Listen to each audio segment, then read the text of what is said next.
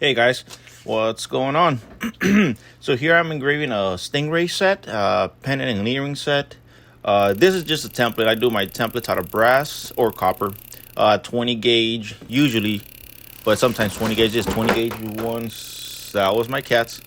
This is a 20 gauge one, and it's easier to transfer a design because I do them repeated, or I repeat the designs. So I'll sell, I'll take a picture of something and just sell that design over and over. So this is just, it's a lot faster to do a template and engrave it, and then just do a wax transfer to the silver when it's cut. And I have a little template to do the little scribe line on the silver to cut it out and make sure everything's as the same as possible.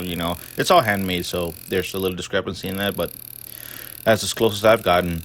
And then, so excuse me for the Parkinson's of my table. I know it's shaking. And excuse that nail. That's probably the worst offense of all.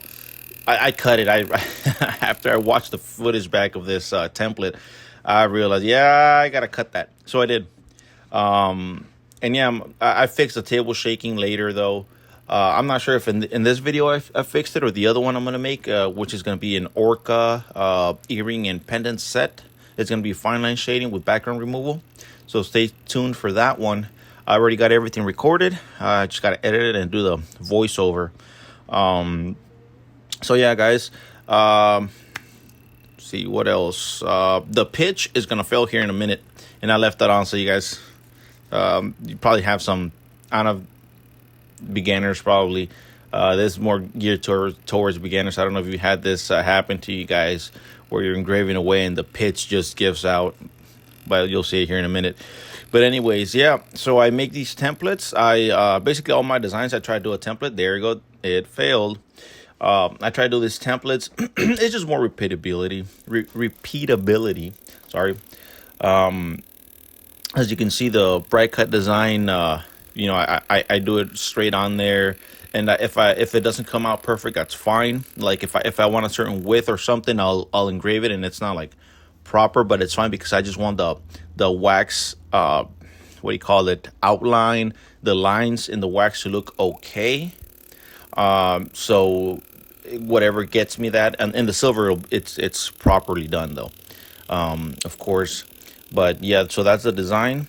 So here in a minute, you guys help me put the silver on it and start engraving that. Right now, I'm just doing that little loop-de-loop. So yeah, my silver that I use for my pendant and earrings and bracelet, really, it's all 20 gauge silver, sterling silver. I get it off of Rio Grande. I used to use 18 and saves a little cash. Do it with 20, and there it is. So here's the silver. I want to talk about this. The wax transfer is not going to fit perfectly onto the silver. As you're going to see, the outline of it, it's like it's a little off because the cuts are handmade. These silver pieces are handmade. Yes, they're made from the same template, but handmade stuff, there's always discrepancy. That's fine. What I'm worried about is the scroll in that wax transfer. Make sure it looks good. Make sure it's straight up and down. Make sure the edges to the or to the edge of the silver, the gaps is even, and I can always compensate as I'm engraving, but I want it to look good. That's what I'm worried about, not too much the outline. So I'm using a microscope, an Amscope I got from Amazon years ago. Works great. I'll do a video on it later in other microscopes. Also, I use a side light, not that LED ring light from my microscope, because sometimes it's hard to see with the light shining straight down. So it's better to use a side light. You get a little bit of glare when you turn the device, but overall it's a lot better than unless you have a lot though. Unless your wax transfer is very like it has a lot of wax, then it's fine. But sometimes you don't get that. So I always finish the burnishing with the finger rub just to make sure it's good. And you guys can see here the wax transfer is on there, but the side light makes it kind of faint. You see here better. So there's the side light. Turn off the LED and turn on the side light. You can see a lot better. You still have a glare spot with that side light, but you twist the vise a little bit, you get out of it, and it's fine. So here my cut's gonna stall here, kind of at the top of the scroll a little bit. You guys will see. That's why I'm engraving kind of a little slow. But anyways, and sorry for the shaking. It's gonna shake real bad here. So what I want to point out is the width of the cut in relation to how deep it is way wider than it is deep. So that's the beauty of this wide angled graver geometries. I'm using the 123-degree graver, and it lets you do some beautiful wide cuts on the bright cut stuff, and it's shiny. I use a 2000 grit diamond stone, Lindsay stones, to shape my graver, and then after the 2000 grit, I use a ceramic stone, which is very fine. It's pretty much mirror, but after that, I use a piece of leather charged with diamond spray, and that really gets it shiny, like you can see in that cut. It's a mirror, guys, and it's great. You only need it for bright cut. I don't think you need it for the fine line stuff. But yeah, I tried other geometries. I sometimes use the 116-degree graver, but the 123 for the bright cuts, I just like it more. And then so I think I'm using the top light here. Again, I think I was able to see it pretty good, so I changed it. But I show you guys how to, or I showed you guys how to do the side light, which I usually use most of the time. And then so here you guys can see my first initial cut is not super consistent on the edge. That's fine. That's usually what happens when you bright cut. But on that second cut where you're kind of enclosing, you're capping in the cut, there you can really fix the inconsistency in that first cut, because the edge is always kind of wavy. So this one lets you really make it round and beautiful, basically. So yeah, as you guys can see now, it's a lot straighter and more consistent. And another thing here on these little scrolls, you guys can see I'm not connecting them. You'll see in a lot more of the design, I do this a lot. It's kind of a design element that I use, not all the time, but sometimes, because it gives it a little more flowy look, more airy, or more I don't know, more movement in the design. I know some, and I used to be this way. You had to connect the scroll had to come out off the backbone of the scroll. But I stopped doing that. You see that even that cut right there, I don't quite connect it. The eye will connect it, but it does give it a little bit of movement. So you guys try that out. It's a very good tip. I learned it from this GRS DVD with, I think, Don Glazer is his name. I think he passed away. It's an old DVD, but he was looking on some script lettering, and I think Bruce Meek, it's something like that. A really good engraver. He was looking at a printout on a book, and he noticed that he didn't always connect the lines, but the eye did it for him. So I kind of got that tip off of there, and it works great. It really does give it this more light look, and something you do want to connect. So try it out, see how it goes.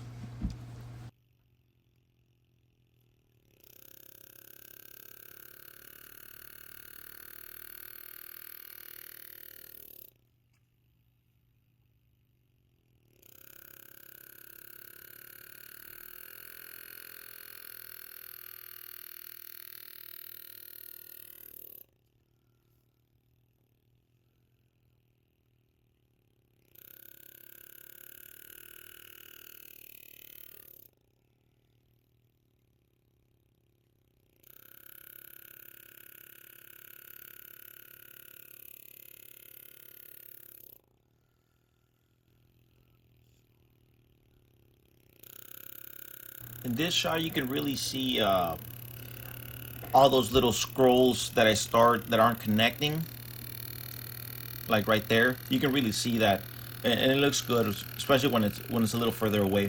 So now here I want to highlight how on the start of that loop that I'm doing, where it doesn't connect to the scroll, I'm not really gonna go over it with a second cut, because I want that fine little taper, and it looks better when it's off the microscope. You don't always need or I think you don't always need to cap it. You see how I start on the loop where it's past that other loop?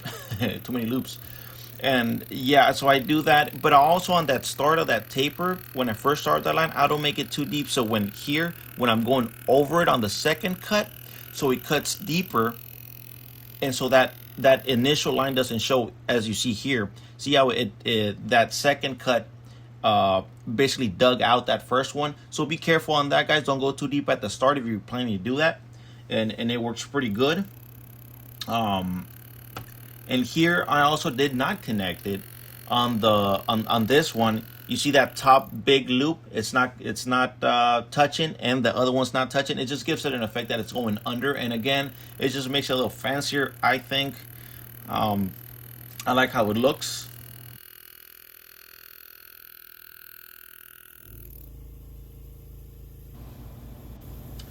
And here, guys, I'm doing this little pedal looking thing. On this particular one, it looks kind of not necessarily like a pedal, but it is a pedal, and it's a really good design thing that fills up those little corners or little gaps, and it breaks away from the monotony of scroll work of loops and scrolls. So that just gives you a little variety, and it's really nice. And again, it fills up corners really good. Because some of you need to put like a little scroll and it might be a little too tight. I just do one of these pedals, and I'll do other designs that have them that show them better than this design, because they're really good. You guys should think about using those.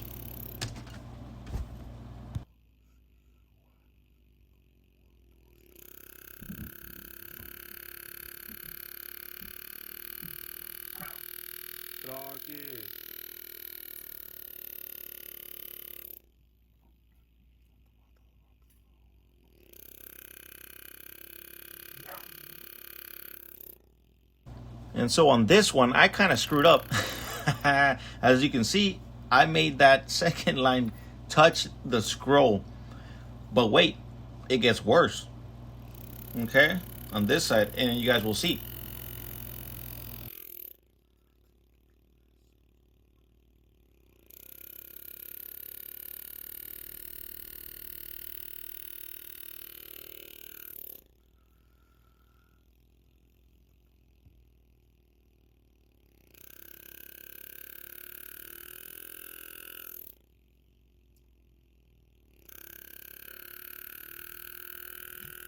And here I'm going to do a freeze frame. There you go, so you can really see how I screwed it up even worse. And something like this, I screwed the pooch hard.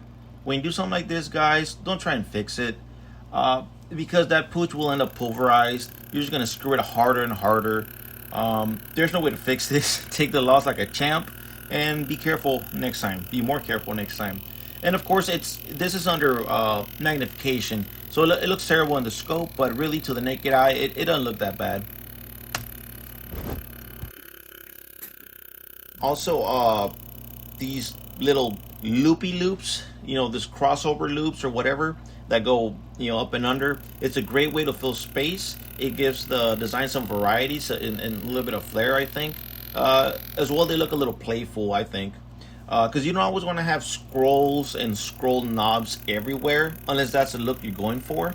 So it just gives it a little variety. And you'll see that I have some elbows on that scroll. That's kind of what's cool about bright cut. You can fix them on that second cut. Not completely, as you can see. I still have a little bit of an elbow, but I did make it a little better. But yeah, just be careful on those. You're not gonna get them perfect every time, and I can always kind of fix it a little bit. And I think I do after I finished, engraving it all. I do kind of go back and just kind of give those a little bit of more roundedness instead of that sharper corner. Here I'm gonna do a little heart. So a word about these shapes. Whenever you're doing shapes like hearts, stars, circles, you got to be really careful. It's really hard to get perfect symmetry. It's very hard to achieve. So be careful when you do something like this. And sometimes, like, I'm going to adjust it. You always have to, you see how it's kind of unsymmetrical? You always have to kind of adjust it little by little. And that can be also a trap. That pooch can also get screwed there. So just be careful when you're doing something like this, little by little. And sometimes, if it's not quite perfect, but it's pretty near perfection, then it's probably as good as it's gonna get. And also when you're done with all the design, go back and kind of do those little minor tweaks. Because I did after I finished this piece, like I said before, I went back and I tweaked it a little bit onto the engraver's mark. So on these, I hate doing the engraver's mark. Just takes more time, and I sometimes end up scratching the piece. But as you can see, you need to mark your works. People like it when it's handmade. Maybe they follow you as an engraver or artist, whatever you want to call yourself. So people like it, and it's like any painter would sign their painting, right? So it's the same thing, and always back cut your cuts. So you see how the beginning of the cut is always tapered. Always do a back cut, which you're gonna see me do here in a little bit. And there you go. Just so it's more squared off, more even looking. You always want to do that, even for little stuff like this, like the engraver's mark. You can always order a stamp or make one, which I will eventually order one. I think you can get them ordered custom stamps on Rio Grande. So there you go. There's a little freeze frame of it. But anyways, yeah. So I guess as my outro, I drilled the hole with a 0.9 drill bit, and then I just shine them up, take them off this, shine the piece up with a 1000 grit, and hit it with a sunshine cloth, and there you go. That's it, guys.